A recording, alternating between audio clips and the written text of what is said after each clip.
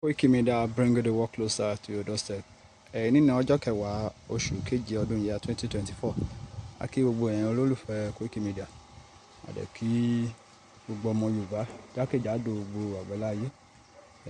A wá sí oko láàárọ̀ yìí tí ń ṣe on the 10 láti wá ká tomatoes.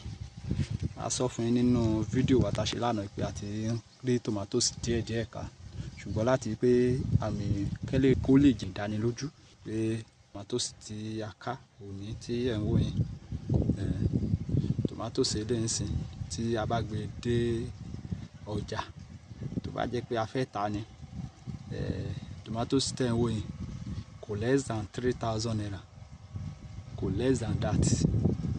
So a dúpẹ́ lọ́wọ́ Elédùà tó ti bá wa pèsè òjò.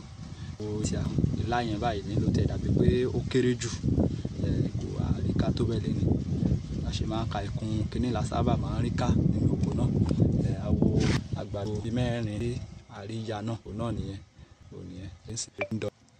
Kò bá ṣe máa rí méní méjì àmúsìta láti pé kéèyàn lè máa rọ́wọ́ lọ sẹ́nu fún ẹbí àti ará.